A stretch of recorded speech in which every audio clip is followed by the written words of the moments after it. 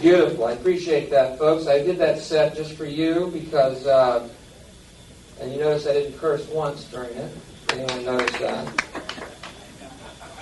The reason I did that set is because that's the set I did Friday night on the David Letterman show. That was canceled by CBS.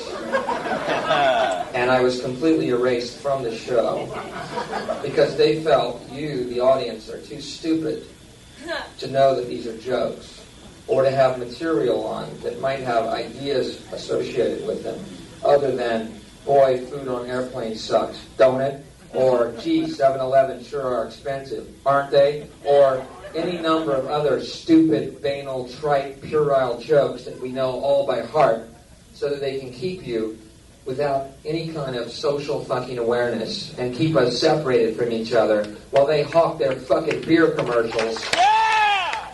There it is, CBS, the Cunt Broadcasting Network.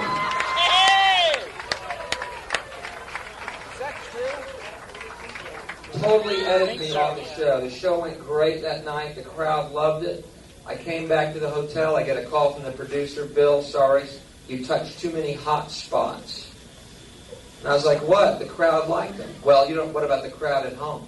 Well, why do you think the crowd at home is different than the crowd in your studio? They're all your fans watching your show. Bill, you don't understand our audiences. What do you, grow them on fucking farms? Is your audience comprised of people? I understand them. I play to them all the time. You know, I'm a person. You know what really pisses me off the most is I am a big David Letterman fan, and it's almost like finding out there's no Santa Claus, or your folks are Santa Claus. You know, they said, well, Bill, we fought with CBS tooth and nail to get the set on, but we'd have to edit so much out that there'd be nothing left. And I was like, well, why do you have to edit anything out? You know, you approved the set. And anyway, they fucking folded like a house of cards, and meanwhile, Bob Saget's on the night, so that gives you an idea of the level of comedy they think you can handle. You understand how much contempt the networks have for us that put on that puerile bullshit and not give me, not just me, but anyone else with a point of view, perhaps, maybe even one you don't agree with, on television.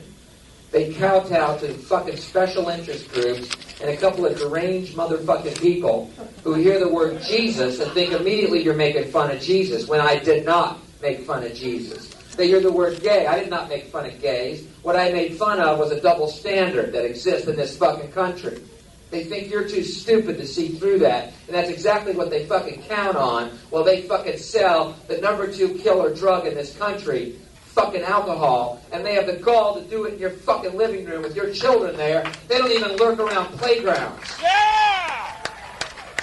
You drug-dealing capitalist motherfucker! Yeah. And here's the punchline to the whole story. You ready? Bill, we really love you, and we want you back on in a couple of weeks. Really? I don't know if I can learn to juggle that quickly.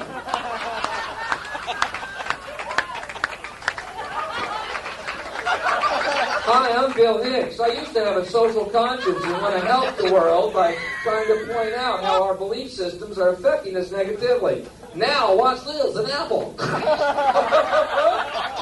Stay stupid, America. Keep drinking beer. Stay stupid.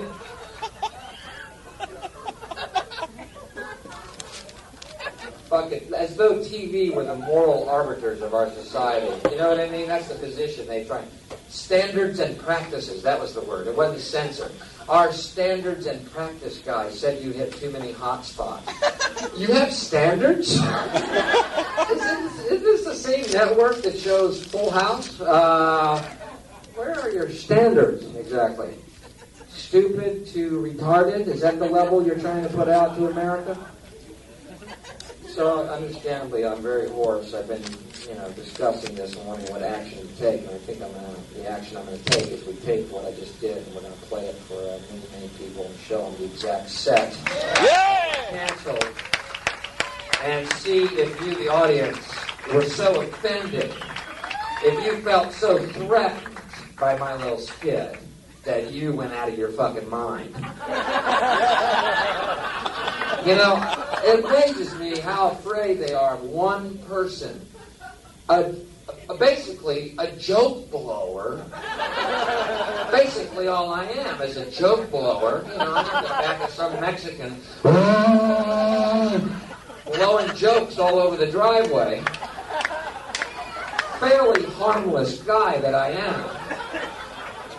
Believer in love and anti-war and truth. And I think the values of this country that originally formed, freedom of fucking expression. And instead, what you're met with is what's happened. Everything wrong with this country is that kowtowing to not even special interest groups. I know their big fear was the pro-life movement, because those people are terrorists.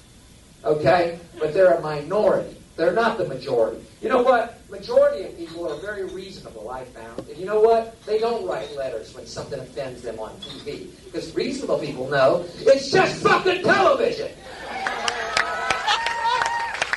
Not only that, reasonable people have a life. They're not sitting in some trailer with some fucking crayon in their hand, some chicken scrawl going, I saw God talk about Jesus on YouTube. I ain't gonna tune in no more. And also, reasonable people know ultimately they're just fucking jokes. Are you so afraid of a guy telling jokes? I'm very offended, and I love the Letterman show, and they've always been good. They haven't been good, to be honest with you. Every single set I've ever done, they devolved me, okay? And I put up with it. You know why? Because I love the fucking show, and I love Dave Letterman, and I put up with it. But you know what I realize now? I'm in an abusive fucking relationship.